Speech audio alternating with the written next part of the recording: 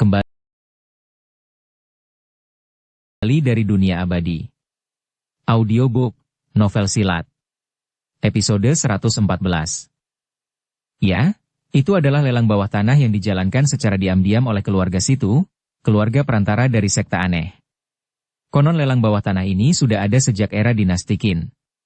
Tidak pernah berhenti, baik di masa Republik Tiongkok maupun masa perang.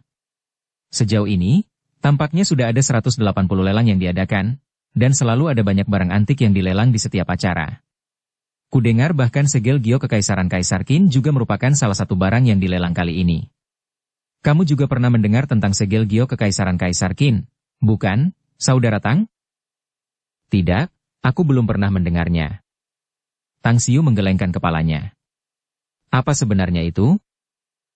Li Laoshan menjawab dengan nada misterius. Tentu saja itu adalah segel kekaisaran, simbol kekuasaan dan otoritas selama dinasti Qin. Mengangguk sebagai jawaban, Tang Xiu berkata sambil tersenyum.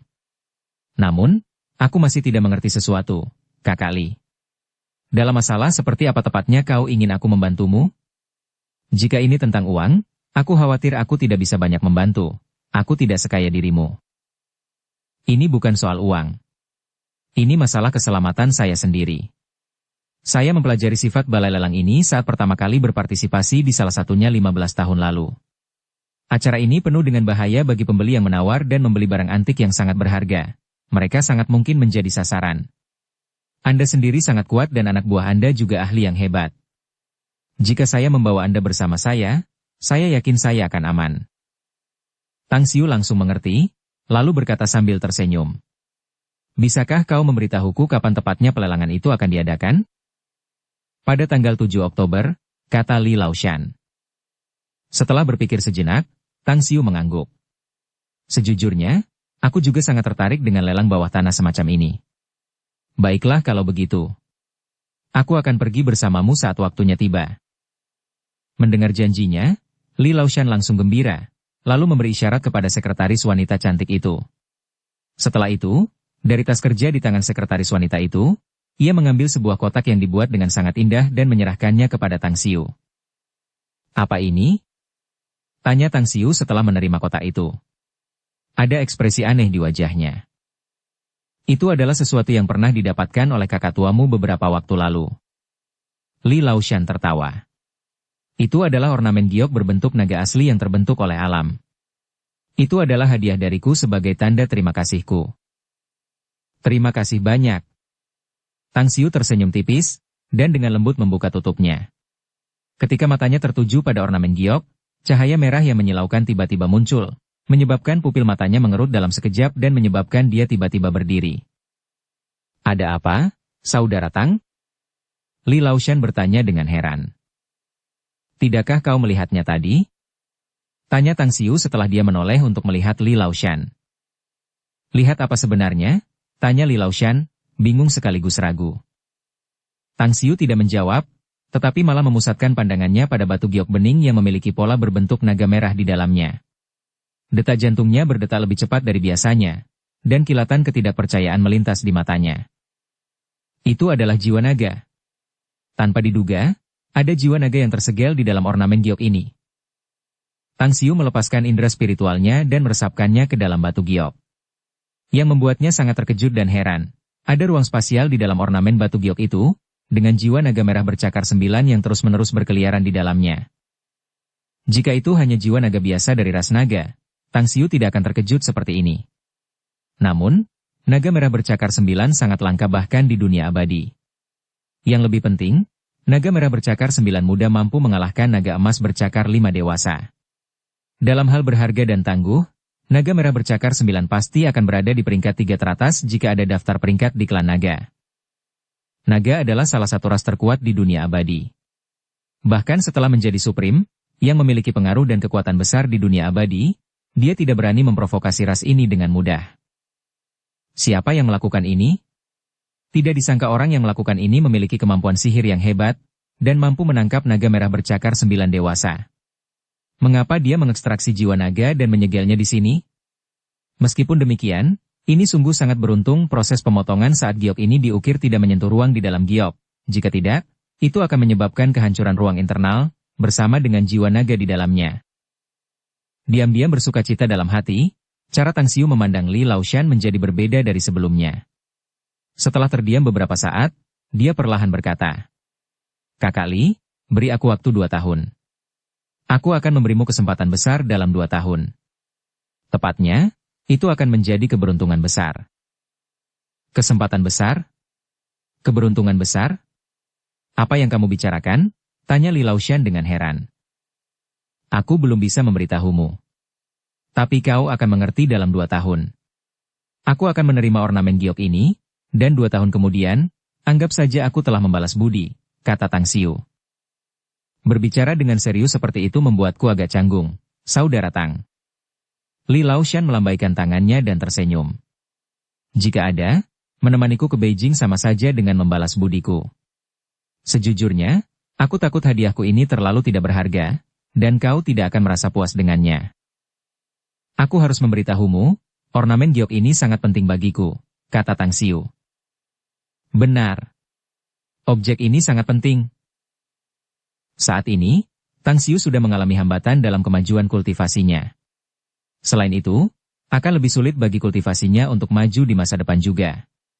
Namun, karena ia memiliki jiwa naga merah bercakar 9, itu akan menjadi cerita yang berbeda, karena begitu kultivasinya menembus lapisan terakhir dari seni surgawi asal kosmik, yaitu, setelah ia mencapai lapisan ke-9 dari pembentukan fase 9 inti, melahap jiwa naga ini pada saat itu pasti akan membantunya melompati level pertama, dan kemudian langsung melangkah ke level kedua.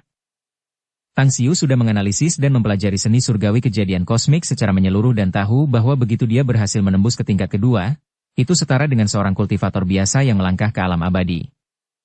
Beberapa kultivator tidak mampu menembus hambatan terakhir selama masa hidup mereka, sehingga tidak mampu menjadi seorang abadi. Yang lain menghabiskan waktu bertahun-tahun dalam kerja keras, kesulitan yang tak terkira, dan bahaya sebelum mereka akhirnya naik dan menjadi abadi. Adapun dia, jika dia melahap naga merah bercakar 9 saat itu tidak hanya akan membuatnya melangkah ke alam abadi, dia bahkan akan memiliki kesempatan untuk memadatkan jiwa abadi. Begitu jiwa abadinya menyatu dengan jiwa naga ini, dia yakin bahwa dia akan mampu mengolah kekuatan magis dan seni rahasia milik ras naga. Naga penuh dengan harta karun dari kepala hingga ekornya. Dan mereka kuat secara spiritual dan fisik. Tang Xiu yakin bahwa konstitusi dan ketangguhan fisiknya akan lebih kuat daripada para dewa setelah dia melahap jiwa naga ini. Bahkan ras iblis di dunia iblis akan tampak pucat jika dibandingkan dengannya. Melihat Tang Xiu yang sedang asyik dengan pikirannya sendiri, Li Laoshan bertanya dengan rasa ingin tahu. "Baiklah, saudara Tang, bukankah ini hanya sepotong batu giok? Apakah pantas mengatakan kata-kata yang dilebih-lebihkan seperti itu?" "Saudara Li, benda ini mungkin tidak banyak manfaatnya bagimu. Namun, benda ini sangat penting bagiku. Pernahkah kau mendengar kata-kata yang mengembunkan roh untuk mengguncang jiwa?" Tang Xiu menggelengkan kepalanya dan menjawab. "Tidak, belum pernah mendengarnya," jawab Li Laoshan sambil menggelengkan kepalanya. Tang Xiu tersenyum dan tidak menjelaskan lebih lanjut. Sambil memasukkan ornamen giok itu ke dalam sakunya, dia diam-diam memasukkannya ke dalam cincin spasialnya. Kemudian, dia berkata sambil tersenyum. "Lupakan saja. Aku akan menjelaskannya kepadamu nanti jika ada kesempatan. Bagaimanapun, hidangan dan anggur akan segera tiba, jadi kita, saudara-saudara, harus minum beberapa gelas." "Tidak masalah." Li Laoshan tertawa. "Sungguh acara yang menyenangkan untuk minum dan makan bersama Anda, saudara Tang." "Baiklah kalau begitu.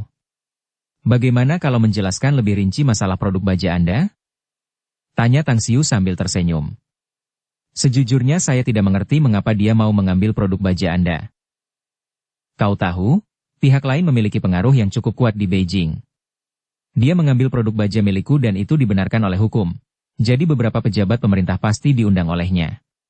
Namun, orang itu berkata bahwa selama aku mengambil pedang Yuchang milikku dan melelangnya, dia akan mengembalikan barang-barangku, apapun hasilnya. Dia bahkan tidak akan menghalangi bisnisku di Shanghai lagi di masa mendatang, dan malah akan membantuku." "Meski begitu, pihak lain tampaknya bukan musuh," komentar Tang Xiu. "Menyenangkan untuk minum dan makan bersama Anda, saudara Tang. Dia memang tidak bisa dikatakan sebagai musuh, tetapi aku tidak menyukainya karena dia ahli dalam merencanakan sesuatu. Di masa depan, jika kau ingin berhubungan dengannya dan berurusan dengannya, sebaiknya kau sesedikit mungkin berhubungan dengannya jika kau bisa. Bab 475, Poin Kecurigaan Utama. Di Shanghai New World Center, panggung konser dipenuhi dengan kegembiraan, namun Zhang Xinya merasa gelisah dalam hati meski tampil penuh energi dan semangat di panggung. Tidak sedikit pun dia merasa rileks di dalam. Meskipun Kementerian Keamanan Negara telah mengirim orang yang bertanggung jawab untuk memberitahunya bahwa krisis telah dihindari, dia tidak menerima balasan apapun dari Tang Xiu, dan merasa agak gelisah di dalam hatinya. Namun, ada orang lain yang lebih gelisah dan tidak tenang daripada dia. Orang itu adalah Li Changxi, yang baru saja kembali dari bandara Shanghai. Alasan kegelisahannya adalah karena mereka hanya menemukan dan membunuh 2 ekstremis, dan tidak mengetahui jejak sisanya. Kepala Liu, Departemen Pengawasan telah menemukan situasi yang aneh. Seorang teknisi dari Kementerian Keamanan Negara bergegas menuju Liu Changxi dan melapor dengan suara rendah. Situasi aneh apa? Tanya Liu Changxi dengan suara berat. Raut wajahnya berubah. Silakan ikut denganku. Segera setelah itu, beberapa orang bergegas ke pusat pemantauan sementara yang didirikan di belakang panggung. Setelah memasuki ruangan, mata Li Changxi dengan cepat menyapu deretan monitor LCD. Kepala Liu, ini adalah layar pemantau yang telah kami pasang untuk mengawasi 4 pintu masuk ke New World Center.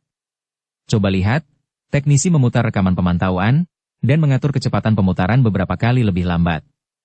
Di layar itu terdapat adegan 2 wanita dari aula pesta abadi yang sedang menggendong seorang pria, dan diam-diam pindah ke bagian belakang dari 4 antrean. Siapakah wanita-wanita ini? Tanya Liu Changxi setelah menonton rekaman video pengawasan. Ekspresinya serius. Saya tidak tahu, Kepala. Teknisi itu menggelengkan kepalanya. Mereka semua mengenakan topi bebek dan kacamata hitam. Mereka bahkan tanpa tahu di mana kami memasang kamera pengintai, karena mereka selalu menjauhkan wajah dari kamera pengintai. Sebenarnya, kami telah memeriksa ke-4 orang yang mereka bawa pergi dan mengirimkan ciri-ciri wajah mereka ke pangkalan data negara. Rekan-rekan kami di sana saat ini sedang mencari informasi tentang mereka. Saya yakin mereka akan segera dapat memastikan identitas mereka. Liu Changxi mengerutkan kening. Ada tatapan penuh pertimbangan di matanya. Setelah memutar ulang video beberapa kali, sebuah pesan faks tiba. Apakah ini informasi tentang mereka? Liu Changxi membacanya perlahan dan hati-hati, dan agak terkejut di dalam hatinya. Chen Bin pernah bekerja sebagai ahli peledakan di area pertambangan di Xichang. Kemudian, setelah terlibat dalam insiden perkelahian, ia mengundurkan diri dan pergi. Ia muncul kembali setelah menghilang selama 3,5 tahun, dan mereka yang pernah bertarung dengannya meninggal dalam kecelakaan lalu lintas, atau terbakar dalam kebakaran. Saat ini, ia mengelola. Jiang Lu, anggota geng bawah tanah di Timur Laut, pernah dijatuhi hukuman 3 tahun penjara karena pembunuhan. Hukumannya berakhir 5 tahun lalu dan dibebaskan. Tidak ada laporan tentangnya sejak itu, dan keberadaannya selama 5 tahun itu tidak dapat diselidiki. Jia Xiaong, seorang dokter ortopedi dan dokter bedah di Rumah Sakit Umum ke-4 Kota Ruijiang.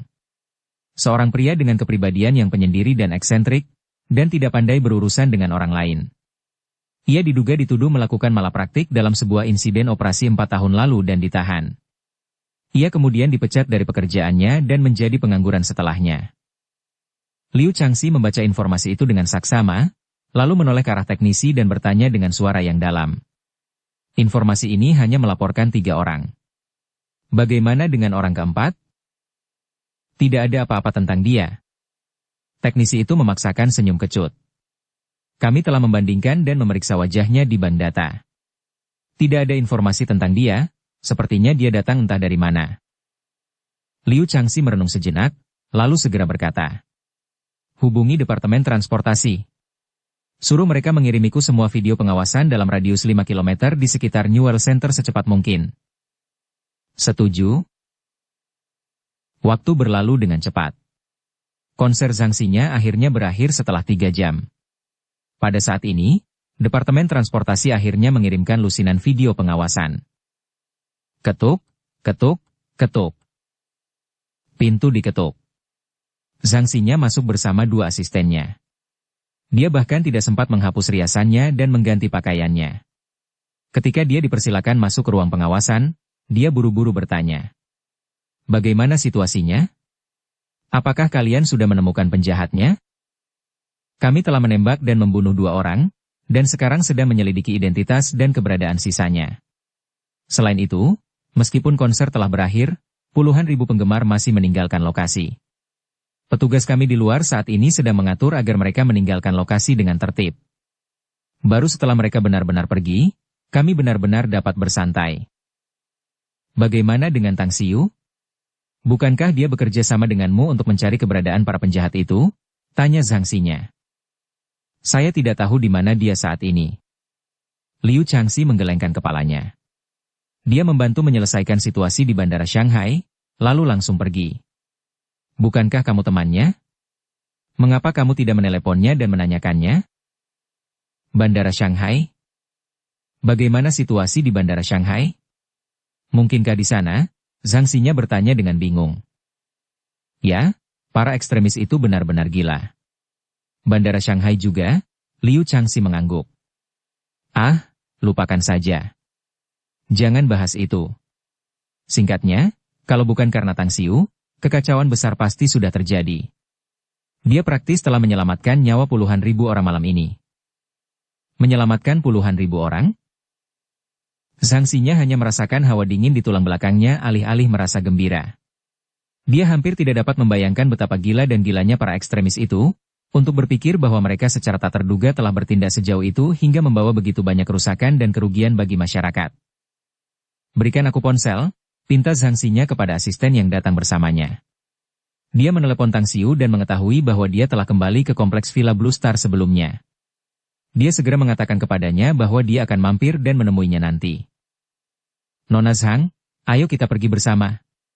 Ada beberapa hal yang perlu saya bicarakan dengan Tang Xiu, kata Liu Changxi. Setelah ragu sejenak, Zhang Xinya mengangguk dan berkata, baiklah. Aku akan pergi dan menghapus riasanku terlebih dahulu. Sampai jumpa di pintu masuk timur nanti. Di luar tempat konser. Sekelompok mahasiswa dari Universitas Shanghai berkumpul. Masing-masing dari mereka tampak gembira, berpikir bahwa malam ini benar-benar menyenangkan dan menggembirakan. Konser Zhang Xinya sangat sukses, karena sorak-sorai dan tepuk tangan terus-menerus terdengar sepanjang konser. Suara indah Zhang Xinya telah membawa mereka ke pesta musik yang megah. Dia benar-benar layak menjadi dewiku. Suara nyanyian Zhang Xinya adalah yang terbaik, paling enak didengar di seluruh dunia. Aku harus bekerja keras, menghasilkan banyak uang, dan naik ke puncak dunia di masa depan, lalu aku harus menikahi dewi di hatiku. Zhao Liang mengepalkan tangannya, wajahnya tampak tegas, penuh tekad, dan penuh kerinduan. Berhenti. Puluhan jari tengah diangkat ke arahnya secara bersamaan. Batuk, batuk. Sambil terbatuk beberapa kali, Zhao Liang mengangkat tangannya dan tersenyum malu. Aku hanya bercanda, teman-teman. Jangan terlalu serius. Hahaha. Lagi pula, bulan memang bulat malam ini. Apakah bulan benar-benar bulat malam ini? Kerumunan itu mendongak dan melihat langit malam. Setelah itu, mereka menoleh ke arahnya dan memutar mata. Cuaca malam ini agak mendung dan gelap. Bulan apa yang ada di atas sana? Senyum di wajah Yu Kai memudar, saat dia bergumam pada dirinya sendiri. Kakak Tang selalu menepati janjinya. Dia bilang akan datang menonton konser Zhang Xinya malam ini, tapi kenapa aku belum melihatnya sama sekali sampai sekarang? Mungkinkah ada sesuatu yang menundanya? Hu King Song tampak kosong sejenak, lalu mengangguk dan berkata, ya, kau benar. Kakak Tang selalu menepati janjinya. Dia tidak muncul sejak awal kami datang ke tempat duduk kami hingga akhir pertunjukan. Aku khawatir sesuatu terjadi padanya. Mengapa kita tidak meneleponnya? Baiklah, jawab Yukai dan langsung mengeluarkan ponselnya untuk menghubungi nomor ponsel Tang Xiu. Setelah bertanya, dia menutup telepon, menoleh untuk melihat semua orang, dia berkata, memang ada sesuatu yang membuat kakak tertua Tang terlambat. Dia sekarang ada di kompleks Villa Blue Star. Karena asrama di kampus kita sudah terkunci sekarang, bagaimana kalau kita pergi ke tempatnya dan bermalam di sana? Kita banyak sekali, Bung. Aku tahu ada banyak kamar di rumah kakak Tang, tapi apakah nyaman bagi kita semua untuk bermalam di sana? Yukai terdiam sejenak. Setelah ragu-ragu sejenak, dia berkata, tidak apa-apa. Ada 12 dari kita dari 3 asrama. Kalau kita berdua tinggal di satu kamar, kurasa tidak apa-apa. Mari kita pergi ke tempat Kakak Tang dulu. Kalau kita benar-benar tidak bisa tinggal setelah sampai di sana, kita cari saja hotel di dekat sini. Baiklah, ayo pergi, Hu Qingsong mengangguk. Mereka segera bergegas menuju kompleks Villa Blue Star. Di ruang pengawasan di belakang panggung New World Center, Liu Changxi dan belasan anggota Kementerian Keamanan Negara menyaksikan lusinan rekaman pengawasan. Yang membuat mereka tercengang adalah mereka tidak dapat menemukan keempat pria yang ditangkap oleh para wanita itu. Kedelapan wanita itu tampaknya telah menghilang, dan tidak ada tanda-tanda mereka akan pergi sama sekali. Yang paling tidak masuk akal bagi mereka, Kementerian Keamanan Negara dan Kepolisian, adalah mereka masih tidak dapat menemukan petunjuk atau jejak sedikit pun, meskipun mereka telah melakukan pencarian menyeluruh di sekitar lokasi kejadian. Kepala Liu, lihatlah kedua orang ini. Tindakan mereka sangat mencurigakan, dan kamera pengawas sama sekali tidak pernah menangkap wajah mereka. Tidak ada tanda-tanda mereka akan pergi, sama seperti 8 wanita misterius itu, kata seorang anggota investigasi Kementerian Keamanan Negara sambil menunjuk ke belakang 2 sosok di layar.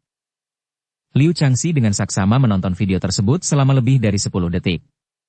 Kemudian, ia memaksakan senyum pahit dan berkata, "Siapa sebenarnya orang-orang ini? Mereka tampaknya tahu tentang kamera-kamera di sekitarnya, dan mereka jelas-jelas menghindari kamera pengawas. Jika firasatku benar, keempat orang yang mereka tangkap itu pastilah para ekstremis. Namun, selain dari orang-orang Kementerian Keamanan Negara dan Kepolisian, seharusnya tidak ada orang lain yang tahu tentang operasi ini." Tiba-tiba kata-katanya terhenti, ketika sebuah wajah muda dan tampan muncul dalam benaknya. Tang Xiu? Mungkinkah dia? Liu Changxi segera meraih mantelnya dan berteriak dengan suara berat. "Ikutlah denganku ke kompleks Villa Blue Star. Sisanya adalah menangani akibatnya." Di kompleks Villa Blue Star, Tang Xiu, Li Laoshan, dan sekretaris perempuannya sedang duduk di depan meja makan yang penuh dengan hidangan lezat. Kelima anak itu, yang tidak terbiasa makan makanan yang begitu lezat, masing-masing dari mereka melahapnya dengan lahap dan mulut mereka penuh. Ding dong. Lonceng villa berbunyi. Tang Xiu langsung mengeluarkan kunci dan menekan tombolnya. Ada ekspresi bingung di wajahnya saat dia bangkit dan berkata, "Sudah larut, siapa itu?" "Kau benar-benar orang yang sibuk, Saudara Tang," kata Li Laoshan sambil tersenyum. "Pergilah temui para tamu dan hibur mereka. Tak perlu peduli padaku, kita akan pergi setelah mengisi perut kita." Tang Xiu tersenyum tipis. Tepat setelah memasuki aula villa, dia melihat 3 mobil mendekat dengan cepat, dan sekelompok orang turun setelah mobil-mobil itu diparkir. "Kakak Tang, kamu benar-benar betah di rumah," teriak Hu Qingsong dengan suara kasar. "Ada sesuatu yang terjadi di rumah, jadi aku bergegas kembali." "Apakah kamu menonton konser sampai akhir?" tanya Tang Xiu sambil tersenyum. "Ya. Ngomong-ngomong, kamu menepati janjimu saat mengatakannya, dan saat kamu tidak menepati janjimu malam ini, kami takut terjadi sesuatu padamu dan datang ke sini dengan tergesa-gesa, sobat." "Hah? Baunya enak sekali. Apakah kamu kebetulan sedang makan sekarang?" kata Hu Qingsong. "Seorang teman datang berkunjung." "Masuklah." Tang Xiu tertawa. Bab 476, semua orang berkumpul bersama. Pada saat ini, Hu Qingsong dan yang lainnya melihat 4 pengawal berjas hitam berdiri menjaga di halaman. Mereka menatap Tang Xiu dengan aneh sebelum mengikutinya ke dalam villa. Sebelumnya, Hu Qingsong, Zhao Liang, dan Mu Wanying telah mengunjungi villa Tang Xiu, tetapi 3 orang lainnya di asrama Zhao Liang belum pernah datang ke sini. Meskipun mereka mendengar bahwa Tang Xiu tinggal di kompleks Villa Blue Star dalam perjalanan ke sini, villa yang mewah dan mewah itu berada di luar apa yang mereka bayangkan. Mereka seperti nenek Liu yang mengunjungi Grandview Garden terkejut dan terkesima oleh pengalaman dan lingkungan yang mewah. "Saudara Tang, siapa mereka?" Tepat saat Li Laoshan keluar dari ruang makan dan melihat sekelompok orang masuk, ekspresi terkejut langsung terlihat di wajahnya. "Mereka adalah teman-teman sekelasku, Kakak Li." Tang Xiu tertawa. "Teman-teman, ini Kakak Li Laoshan, temanku." "Apa kabar, Kakak Li?" Meskipun ini adalah pertama kalinya mereka bertemu Li Laoshan, dari auranya mereka dapat melihat bahwa dia bukan orang biasa. Belum lagi ada 4 pengawal yang siap menerima perintahnya di halaman luar. Hai semuanya. Ngomong-ngomong, apakah kalian semua ingin minum bersama kami? Li Laoshan menjawab sambil tersenyum. Hu Qingsong, Yu Kai, dan yang lainnya saling bertukar pandang sebelum menggelengkan kepala. Yu Kai kemudian berkata, sudah agak malam, kita akan minum lain waktu saja, Kakak Li. Bagaimanapun, kalian bisa mengobrol di sini. Aku baru saja datang dari kota lain, dan sangat lapar sehingga perutku hampir kempes. Itulah sebabnya aku tidak menyapa kalian sebelumnya, kata Li Laoshan sambil tersenyum. Mata semua orang tertuju pada pinggang lebar dan wajah montok Li Laoshan. Mereka diam-diam terdiam.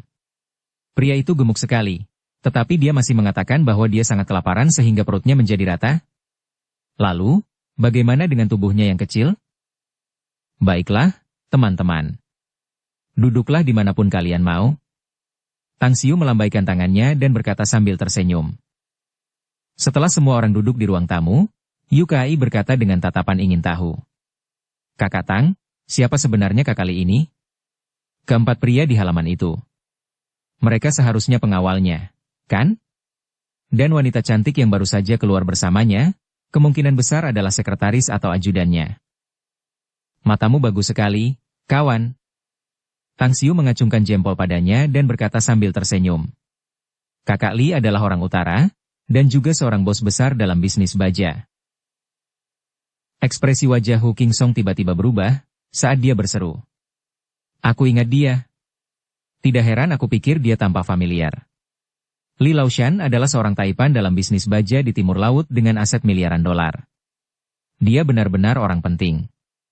Aku pernah melihatnya dalam sebuah wawancara di sebuah majalah ekonomi. Astaga, Kakak Tang. Kau benar-benar hebat. Kau bahkan kenal dengan sosok yang begitu berkuasa? Ya, aku tidak begitu tahu siapa dia saat pertama kali bertemu Kakak Li. Lagi pula, saat seseorang bertemu orang lain dan ditakdirkan untuk menjadi teman, dia tidak pernah peduli tentang siapa dan apa orang itu. Selama mereka memiliki kesamaan, dan orang itu memiliki watak yang sesuai dengannya, dia bisa berteman dengannya. Jelas Tang Xiu sambil tidak bisa menahan tawa. Bagus sekali, Kakak Tang. Hu Qingsong mengacungkan jempol. Kata-katamu tampaknya sangat ringan, seperti angin sepal-sepal dan awan tipis, namun sebenarnya sangat dalam dan penuh kebenaran. Aku mengerti, aku yakin. Kakak Tang, kupikir aku sudah cukup baik dan flamboyan, karena keluargaku, dan karena ayahku, yang punya banyak kenalan di dunia bisnis. Tapi dibandingkan denganmu sekarang, itu hampir tidak masuk akal. Kau sekarang menjadi idolaku, sobat. Tolong kemarilah dan biarkan aku bersujud padamu. Diamlah dan hentikan omong kosong itu. Tang Xiu mengumpat. Ding dong. Lonceng dari gerbang halaman berbunyi lagi. Ada ekspresi kosong di wajah Tang Xiu, lalu ekspresi itu berubah menjadi ekspresi aneh tak lama kemudian saat dia bergumam pada dirinya sendiri. Siapa orangnya sekarang? Tempat ini selalu sepi. Mengapa malam ini begitu ramai? Setelah selesai bergumam, dia menekan tombol buka kunci pada remote control dan pergi untuk melihat siapa yang datang. Dia kemudian melihat Liu Changxi bersama beberapa anggota Kementerian Keamanan Negara serta Zhang Xinya dan manajernya. Sekretaris Liu, sebelasnya. Tang Xiu tersenyum dan menyapa mereka. Ketika melihat Tang Xiu, wajah Zhang Xinya tampak bersemangat. Dia ingin berbicara, tetapi Liu Changxi menatapnya, yang membuatnya menahan lidahnya dan menelan kembali kata-katanya. Ekspresi serius terpancar di wajah Liu Changxi saat dia berkata, Tang Xiu, sungguh memalukan aku harus datang dan mengganggumu selarut ini, tapi ada sesuatu yang penting yang perlu kubicarakan denganmu. Baiklah. Tapi sekarang ada banyak tamu di sini. Biarkan aku bicara dengan mereka dulu, lalu kita ngobrol di ruang belajarku, kata Tang Xiu sambil tersenyum. Tamu? Liu Changxi menjadi linglung. Pikirannya langsung teringat pada orang-orang misterius yang muncul di pusat dunia baru, jadi dia mengangguk tanpa ragu dan mengikuti Tang Xiu ke dalam. Ya Tuhan! Apakah aku sedang bermimpi atau apa? Wanita itu adalah dewiku, Zhang Xinya? Qingsong, cubit aku cepat. Aku harus tahu apakah aku sedang bermimpi atau tidak. Ketika Zhao Liang melihat ke arah pintu, tatapannya beralih dari Liu Changxi dan anak buahnya, lalu beralih ke Zhang Xinya, saat dia tiba-tiba melompat dan berseru tak percaya. Hu Qingsong mengabaikannya karena dia juga tertegun. Saat ini, hanya ada dua orang yang tidak tercengang, Mu Wanying dan Yu Kai. Malam ini Mu Wanying sangat pendiam, dan dia merasa suasana hatinya memburuk setelah melihat Zhangxinya. Namun, Yu Kai memiliki ekspresi aneh ketika dia melihat Zhangxinya, dan kemudian mengalihkan pandangannya ke Tang Xiu. Melihat wajah mereka, Tang Xiu hanya bisa memaksakan senyum di dalam hatinya. Dia tidak ingin memperkenalkan orang-orang ini dan langsung berkata, "Teman-teman, kalian bisa terus bermain dan mengobrol, tetapi aku tidak bisa menemani kalian lagi. Sebelasnya, kalian pasti lapar karena baru saja menyelesaikan konser. Ajak mereka ke ruang makan tempat teman-temanku sedang makan bersama anak-anak yang kuadopsi. Kalian juga harus pergi ke sana dan makan." "Aku tidak lapar. Aku ingin pergi ke ruang belajar bersamamu," kata Zhangxinya sambil menggelengkan kepalanya. "Tidak, kamu tidak boleh ikut campur dalam masalah yang akan kita bicarakan." Tang Xiu menggelengkan kepalanya. "Tenang saja. Semuanya sudah diselesaikan malam ini. Makan saja dan bersantailah." "Aku?" Zhangxinya ragu-ragu sejenak, sebelum akhirnya mengangguk dengan sikap manis. Selain Mu Wanying, pemandangan ini membuat yang lain tercengang. Tidak pernah dalam mimpi mereka berpikir bahwa bintang besar, yang angkuh dan jauh, Dewi Zhangxinya, benar-benar akan bertindak seperti menantu perempuan muda yang manis, yang ternyata penurut. Apa sebenarnya hubungan antara dia dan Tang Xiu? "Oh, ada tamu lagi?" Li Laoshan keluar dari ruang makan. Ia terkejut saat melihat Zhangxinya, dan raut wajahnya langsung berubah setelah melihat Liu Changxi. Segera setelah itu, ia melangkah ke arahnya dan berkata sambil tersenyum, "Sekretaris Liu, saya tidak pernah menyangka akan bertemu Anda di sini. Saya juga tidak menyangka bahwa tamu Tang Xiu adalah Anda, Saudara Li. Sudah bertahun-tahun sejak terakhir kali kita bertemu, dan gaya elegan Anda masih sama saja." Liu Changxi tertawa dan menjawab dengan suara keras dan jelas, "Semua ini berkat restumu, Saudara Liu. Bagaimanapun, kamu dan Tang Xiu." Dalam hati, Liu Changxi terkejut dan langsung menatap Tang Xiu dengan tanda tanya di wajahnya. Dia tahu siapa Liu Changxi dan identitas aslinya. Mereka pernah berhubungan beberapa tahun yang lalu selama beberapa waktu selama kasus besar di Timur Laut, yang membuat orang-orang dari Kementerian Keamanan Negara tinggal di sana untuk waktu yang lama. Dia khawatir. Takut Liu Changxi akan menekannya dan membuat keadaan menjadi sulit bagi Tang Xiu. "Kakak Li, sekretaris dan Liu adalah teman. Tenang saja, oke. Lanjutkan saja makannya, kita akan mengobrol di tempat lain. Aku akan menemanimu minum setelah pembicaraan kita selesai." Ini, Li Laoshan agak ragu-ragu. "Saudara Li, Tang Xiu telah membantu saya dalam beberapa hal. Namun, ada alasan lain mengapa saya datang kali ini." Dia tidak akan pernah merasa perlu menjelaskan dirinya kepada Li Laoshan jika itu terjadi di masa lalu. Namun, mengetahui bahwa Li Laoshan sebenarnya adalah teman Tang Xiu, dia tentu saja tidak ingin mengabaikannya. Pertama, tidak menyebutkan bahwa Tang Xiu memiliki identitas dan kemampuan tertentu. Apa yang dilakukan Tang Xiu malam ini membuatnya merasa bersyukur di dalam hatinya. Seketika, Li Laoshan merasa lega. Ia lalu mengangguk dan tersenyum. "Baiklah, karena ada yang ingin kau bicarakan, pergilah dan mengobrollah. Namun, setelah selesai, mari kita minum beberapa gelas, Saudara Liu." "Baiklah." Liu Changxi mengangguk dan mengikuti Tang Xiu ke lantai 2. Di ruang belajar. Setelah memberi isyarat kepada Liu Changxi untuk duduk, Tang Xiu mengambil sebotol anggur merah dari lemari dan menuangkan 2 gelas. Dia memberikan satu kepada Liu Changxi dan berkata, "Sekretaris Liu, datang terlambat untuk membahas sesuatu. Ada yang terjadi?" Liu Changxi menerima segelas anggur merah dan menaruhnya di meja kopi di depannya. Dia menatap tajam ke arah Tang Xiu lalu bertanya, "Tang Xiu, seberapa banyak yang kamu ketahui tentang Departemen Keamanan kami?" "Aku tidak tahu apa-apa." Tang Xiu menggelengkan kepalanya. "Saya akan memberitahu Anda sejak saat itu," kata Liu Changxi. "Kementerian Keamanan Negara kami bertanggung jawab untuk menjaga stabilitas nasional dan menindak semua elemen berbahaya di negara ini. Kami juga menyelidiki semua variabel yang dapat membuat situasi tidak stabil, untuk memastikan kedamaian dan stabilitas di negara kami, serta keselamatan dan kehidupan rakyatnya." Lalu, Tang Xiu mengangguk. Namun, kejadian malam ini, Meskipun berakhir dengan lancar dan bandara tidak mengalami kerusakan yang parah, namun kami hanya mendapatkan 2 orang dari kelompok ekstremis. Jika tebakan saya benar, jumlah organisasi ekstremis ini jauh lebih banyak dari ini. Sampai malam ini, orang-orang dari Kementerian Keamanan Negara, Departemen Keamanan Publik, dan Departemen Transportasi Publik telah bersama-sama menyelidiki beberapa hal. Kami menemukan sekelompok orang misterius muncul di sekitar New World Center. Akhirnya, mereka melakukan sesuatu dan kemudian menghilang sepenuhnya setelah selesai melakukannya. Saat dia berbicara di sana, Liu Changxi menatap mata Tang Xiu. Kemudian, dia berkedip dan melanjutkan. Tujuanku datang ke sini adalah tentang ini. Aku hanya ingin tahu kebenarannya. Sekretaris Liu, Anda dapat pergi ke kantor investigasi jika Anda ingin mengetahui kebenarannya, saya kira, jawab Tang Xiu dengan tenang. Mengingat hak istimewa dan kemampuan Anda, saya pikir tidak akan sulit untuk menyelidikinya, bukan? Jadi, bagaimana Anda bisa datang ke sini mencari saya? Tang Xiu, kaulah satu-satunya orang selain kami yang mengambil tindakan dalam operasi malam ini. Ada 4 pintu masuk ke pusat dunia baru, namun ada seorang ekstremis yang ditangkap dan dibawa pergi secara diam-diam di depan setiap pintu masuk. Kurasa kau harus tahu tentang ini.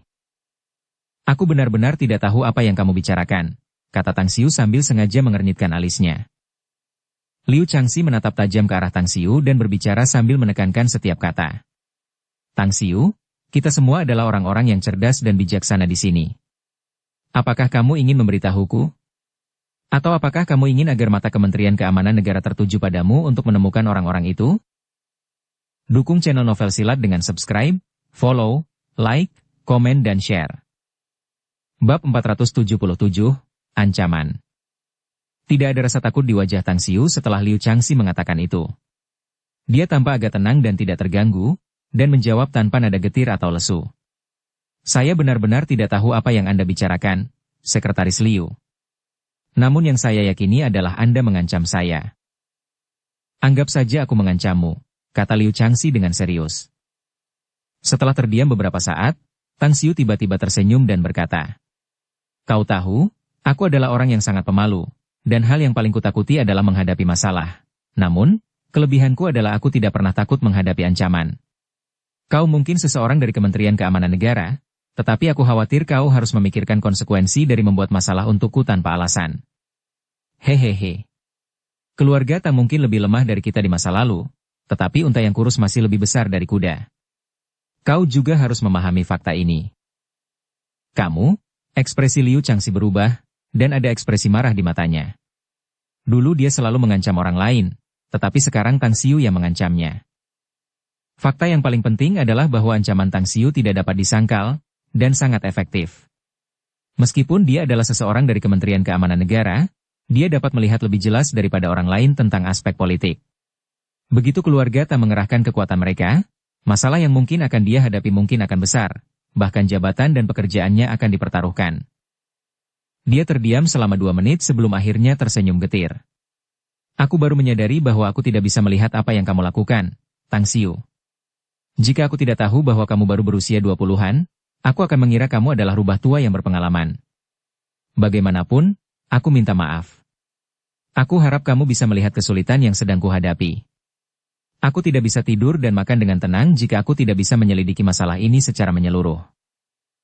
Yang bisa kukatakan padamu adalah tidak ada sedikit pun hubungan antara aku dan orang-orang misterius itu, kata Tang Xiu dengan tenang. Sedangkan untuk para ekstremis, tubuh mereka telah lenyap. Singkatnya, masalah dengan para ekstremis itu telah berakhir. Apa? Liu Changxi tiba-tiba berdiri, dengan ekspresi tidak percaya di matanya. Dia mampu mencapai posisinya karena kecerdasan dan kecermatannya. Dari apa yang dikatakan Tang Xiu, dia dapat mengetahui apa yang terjadi pada para ekstremis yang tersisa. Sekretaris Liu, saya sudah memberitahu Anda apa yang harus saya katakan dan hal-hal yang tidak boleh saya katakan. Jika Anda masih merasa berhutang budi kepada saya karena masalah yang terjadi malam ini, saya harap masalah dengan para ekstremis akan berakhir di sini dan sekarang. Saya, Tang Xiu, selalu bermain adil dan jujur, dan Anda memiliki jaminan bahwa saya tidak akan melakukan apapun yang merugikan negara saya sendiri. Oleh karena itu, sebaiknya jangan ganggu saya nanti, jadi saya tidak perlu mengganggu Anda juga, kata Tang Xiu. Mulut Liu Changxi berkedut, Menyebabkan dia ingin membuka pikiran Tang Xiu untuk mencari tahu akar permasalahannya, sekaligus ingin mencari tahu dengan jelas asal-usul orang-orang misterius itu. Namun, dia tidak berani melakukannya. Tiba-tiba, dia berkata, "Kalau begitu, saya tidak punya hal lain untuk dikatakan.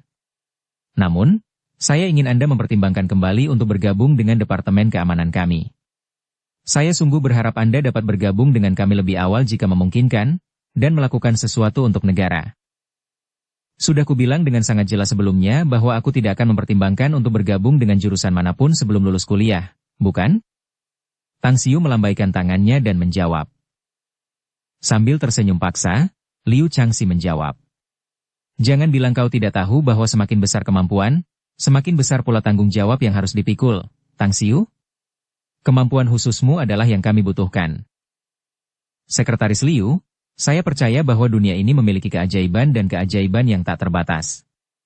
Ada banyak orang dengan kemampuan aneh di Tiongkok selama Departemen Keamanan Anda benar-benar mencarinya. Ada banyak orang seperti saya, dan jumlahnya tidak sedikit. Selain itu, saya ingin memiliki kehidupan yang damai dan tentram saat belajar. Kita bisa membahasnya lagi di masa mendatang, jawab Tang Xiu. Melihat Tang Xiu dengan tatapan dalam, Liu Changxi kemudian bangkit dari sofa dan berkata, "Karena kamu sudah menyampaikan maksudmu, aku tidak akan memaksamu lagi. Bagaimanapun, Departemen Keamanan kami akan terus mencari para ekstremis lainnya. Aku harap kamu bisa memberitahuku semua yang kamu tahu suatu hari nanti." "Baiklah." Tang Xiu melanjutkan dan menjawab. Setelah itu, Tang Xiu mengantar mereka pergi. Ketika dia kembali ke ruang tamu, dia mendapati Li Laoshan juga telah pergi bersama orang-orangnya. Dia meninggalkan pesan untuk Tang Xiu yang mengatakan bahwa dia akan makan siang bersamanya besok. "Tang Xiu, mari kita ngobrol," kata Zhang Xinya lembut, di bawah tatapan mata semua orang. Tang Xiu mengangguk, lalu menatap kelima anak itu, Tang Xiaojin dan yang lainnya, yang bersama Zhang Xinya, sambil berkata, "Kalian semua tidurlah, sudah larut malam. Aku akan membangunkan kalian besok pagi pukul 4. "Baiklah." Kelima anak itu patuh.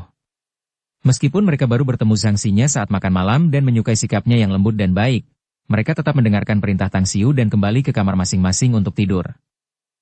"Kakak tertua Tang, bagaimana dengan kami?" kata Yu Kai. Sambil menunjuk ke arah kamar yang ditempati Tang Xiaojin dan yang lainnya, Tang Xiu menggelengkan kepalanya dan berkata, "Kau tidak bisa tinggal di sini, sobat." "Baiklah. Kita akan menginap di hotel." Yu Kai memaksakan senyum. "Lagi pula, alasan kita datang ke sini malam ini adalah untuk melihat apakah ada sesuatu yang terjadi padamu. Kalau begitu, aku akan pergi ke kampus besok," kata Tang Xiu sambil tersenyum tenang. "Baiklah, kalau begitu kami pergi dulu. Sampai jumpa besok, sobat." Yu Kai mengangguk. Tiba-tiba, Mu Wanying melangkah maju. Ia menatap Tang Xiu dan melirik Zhang Xinya. Ada pandangan serius yang terpancar di matanya, saat ia berkata, "Tang Xiu, tidak nyaman bagi kami para gadis untuk menginap di hotel. Ada banyak kamar lain di tempatmu, tidak akan menjadi masalah bagi kami untuk menginap di sini, bukan? Kalian para gadis bisa tinggal di 2 kamar lainnya. Ini bukan pertama kalinya kalian tinggal di sini, jadi kalian bisa memilih kamar mana saja yang kalian suka. 11-nya dan aku akan pergi ke ruang belajar untuk membicarakan beberapa hal terlebih dahulu," kata Tang Xiu. Semenit kemudian, Tang Xiu dan Zhang Xinya datang ke ruang belajar. Tingkah laku Tang Xiu benar-benar berbeda setelah dia duduk. Sambil melihat ekspresi canggung dan bingung di wajah Zhang Xinya, Tang Xiu mengeluarkan sebatang rokok, menyalakannya, dan mengisapnya. Kemudian, dia berkata sambil tersenyum. "Hei, bintang besar, kamu bilang ingin mengobrol denganku. Itu seharusnya alasan, kan? Melihat ekspresimu yang bingung, sepertinya kamu tidak ingin mengobrol denganku. Jelas bahwa kamu hanya membuat alasan karena ingin berduaan denganku. Katakanlah, kamu tidak jatuh cinta padaku atau semacamnya, kan?" Zhang Xinya kembali tersadar. Setelah mendengar itu, dia menjawab sambil tertawa dan menangis. "Kau benar-benar narsis, Tang Xiu.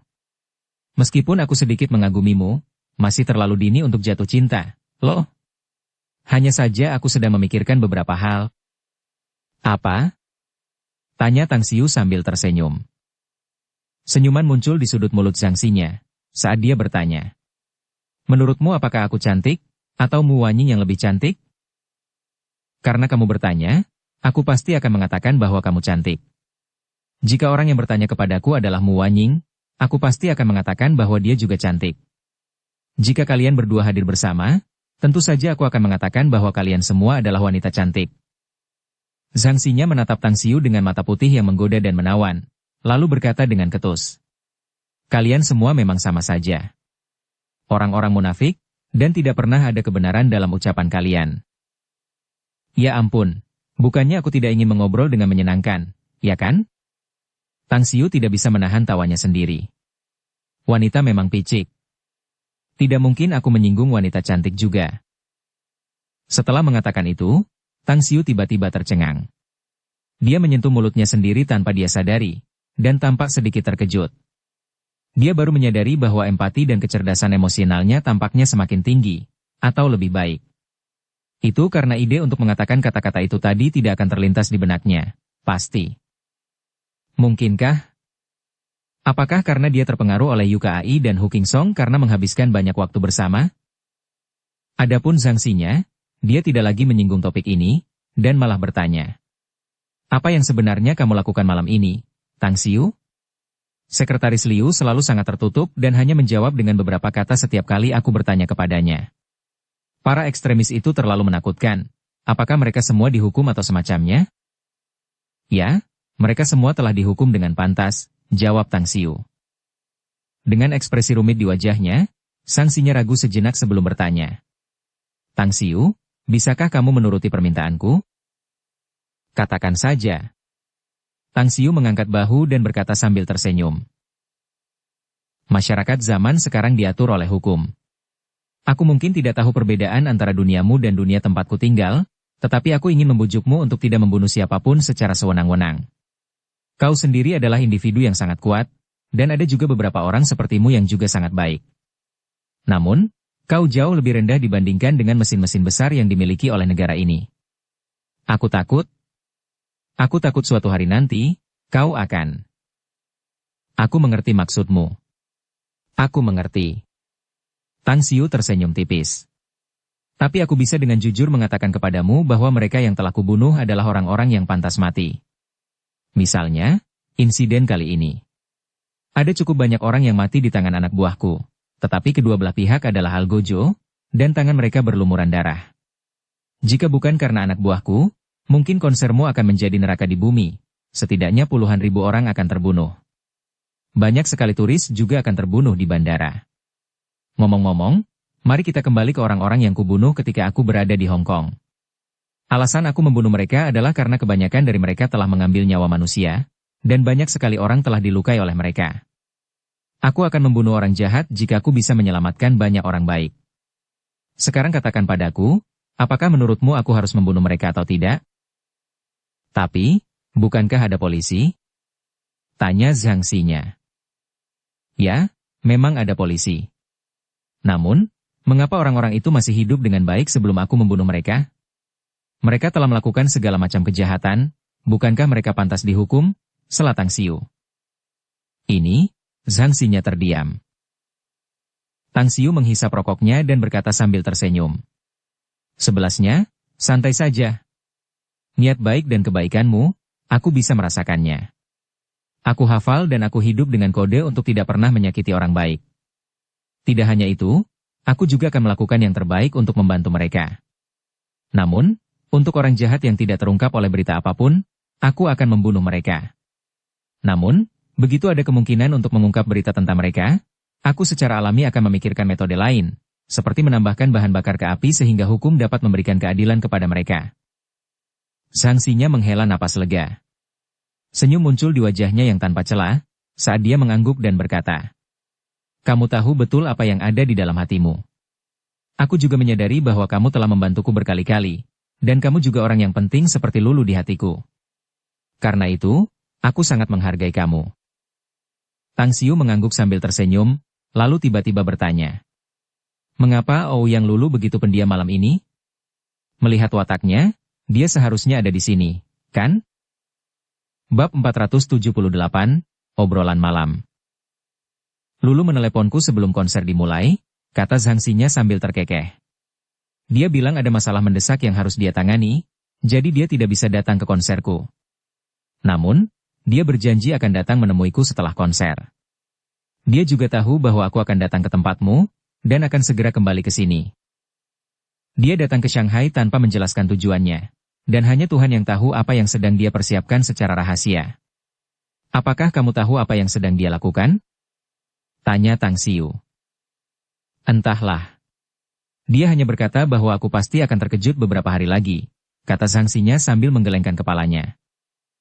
Ah, lupakan saja, kata Tang Xiu sambil tersenyum. Karena dia suka bersikap misterius, biarkan saja dia.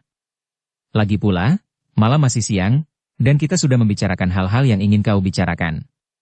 Apa yang akan kau lakukan? Bermalam di sini, atau pergi bersama manajermu? Ya, meskipun konsernya sudah selesai, kita masih harus menyelesaikan perjanjian dengan mitra kita. Jadi aku tidak akan menginap di sini malam ini.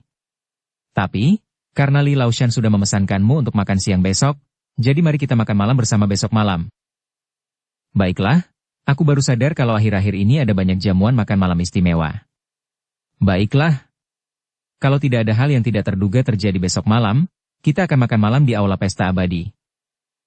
Ketika mereka tiba di lantai pertama, Tang Xiu terkejut karena selain manajer Zhang Xinya, ada juga Mu Wanying, yang belum beristirahat, dan malah duduk dengan tenang sementara keduanya membaca majalah mode. Setelah mengantar Zhang Xinya keluar, dia kembali ke ruang tamu, menatap Mu Wanying dan bertanya dengan rasa ingin tahu. Mengapa kamu belum tidur? Aku tidak mengantuk, kata Mu Wanying sambil tersenyum tipis.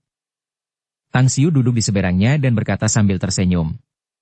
Apakah kamu lapar? Apakah kamu ingin aku mengajakmu makan? Bukankah kamu sudah makan sebelumnya? Mu Wanying bertanya balik dengan heran. Aku hanya makan beberapa suap dan minum 2 gelas anggur sebelum kau datang. Lalu, kau tahu apa yang terjadi setelahnya? Aku belum makan sampai sekarang. Tang Xiu memaksakan senyum dan menjawab. Baiklah, ayo kita keluar dan makan di pasar malam. Mu Wanying tersenyum tipis. Ada pasar malam di dekat sini.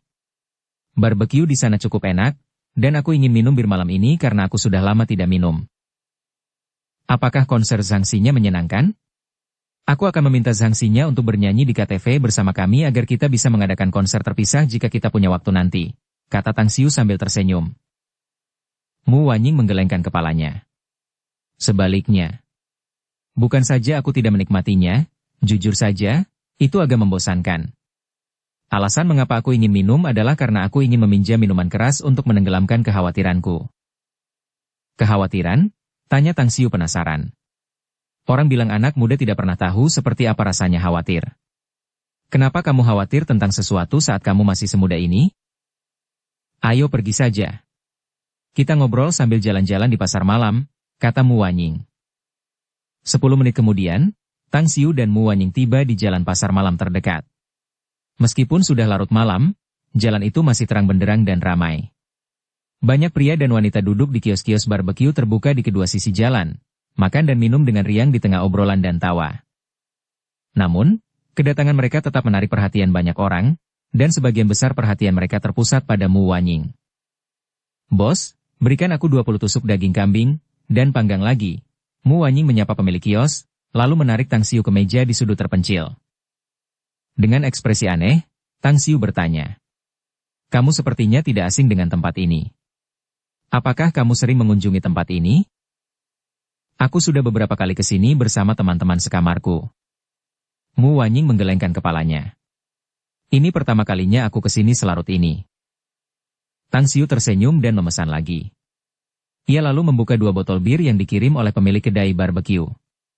Setelah menuangkan 2 gelas, ia tersenyum dan berkata, Baiklah, bisakah kau katakan apa yang kau khawatirkan sekarang? Ada 2 hal yang membuat saya khawatir, kata Mu Wanying.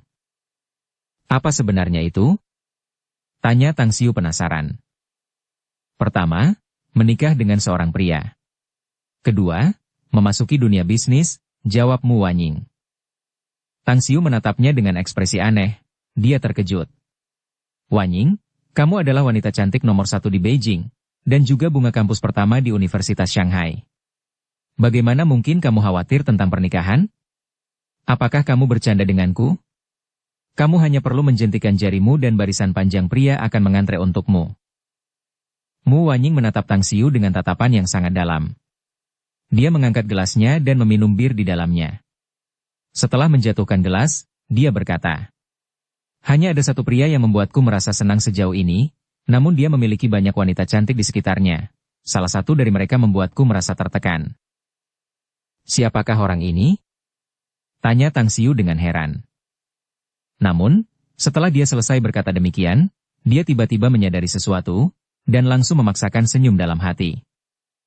Agar tidak terlihat canggung, dia buru-buru mengalihkan topik pembicaraan, dan berkata sambil tersenyum. "Tidak terlalu mendesak untuk mencari pria, kan? Kamu masih muda, dan masih banyak waktu untuk bertemu banyak pria baik juga. Ngomong-ngomong soal bisnis, bukankah kamu sendiri yang menjalankan bisnis?" Mu Wanying dapat merasakan pikiran Tang Xiu, dan diam-diam mendesah dalam hati. Karena Tang Xiu tidak ingin membicarakannya, dia tidak lagi melanjutkan topik itu, dan menjawab. "Ya, aku punya usaha kecil sejak aku masih SMA. Meskipun penghasilannya tidak buruk dan aku mampu menghidupi diriku sendiri, aku berada di ambang kebangkrutan ketika aku bertemu denganmu di kota Tianjin.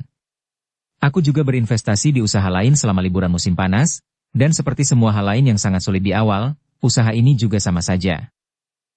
"Apa urusannya?" tanya Tang Xiu. "Itu bisnis pakaian," jawab Mu Wanying. "Saya tidak tahu banyak tentang bisnis pakaian." Tang Xiu mengangguk dan berkata sambil tersenyum paksa. "Saya khawatir saya tidak dapat banyak membantu Anda. Namun, jika Anda kekurangan dana, Anda dapat memberitahu saya. Saya mungkin tidak punya banyak uang saat ini, tetapi seharusnya tidak menjadi masalah untuk membantu Anda mengatasi masalah ini. Meskipun aku menghadapi kebangkrutan, bukan berarti aku tidak punya cukup dana untuk berinvestasi." Mu Wanying menggelengkan kepalanya. "Hanya saja seseorang telah memberiku terlalu banyak tekanan. Jika aku tidak berusaha keras menghasilkan uang, jurang antara aku dan dia akan semakin besar. Itu adalah situasi yang sangat tidak ingin kuhadapi." "Siapa dia?" tanya Tang Xiu. "Itu kamu," jawab Mu Wanying. Tang Xiu menatap kosong, tertegun. Dia tidak bisa menahan tawa. "Jangan bandingkan dirimu denganku. Ada beberapa masalah dengan asal-usul banyak uang yang kudapat. Tentu saja, itu tidak diperoleh secara ilegal. Itu seperti kuda yang menjadi gemuk setelah diberi makan rumput di malam hari. Seseorang tidak akan pernah menjadi kaya karena kekayaan yang tidak pantas. Aku punya banyak sumber dari mana kekayaanku berasal." Senyum mengembang di sudut mulut Mu Wanying. Dia terkekeh dan berkata, "Jadi, bolehkah aku ikut berkuda dan menghasilkan banyak uang bersamamu?" "Sebenarnya, aku juga tidak pernah menginginkannya." Tang Xiu melambaikan tangannya. "Hanya karena beberapa orang memberikannya kepadaku, jadi aku tidak punya alasan untuk menolaknya. Bagaimanapun, kita semua adalah orang yang jujur dan tulus, jadi aku selalu memikirkan cara menghasilkan uang dengan aman dan lancar. Karena kamu tidak mau, lupakan saja. Ngomong-ngomong, maukah kamu menjawab pertanyaanku selanjutnya?" kata Mu Wanying, dan bertanya sambil tersenyum. "Silakan," jawab Tang Xiu sambil tersenyum. "Saya tahu bahwa prestasi Anda dalam kaligrafi dan melukis sudah mencapai titik puncak. Saya juga tahu apa yang telah Anda capai di bidang musik juga jauh melampaui para maestro. Saya pernah mendengar Anda mengatakan bahwa Anda ahli dalam kecapi, catur, kaligrafi, dan melukis, serta sama hebatnya dalam syair, lagu pendek, syair pujian, dan lagu. Apakah Anda sama hebatnya dengan Anda dalam kecapi, kaligrafi, dan melukis?" Bersambung ke episode 115. Dukung kami dengan subscribe, follow, like, komen, dan share. Terima kasih.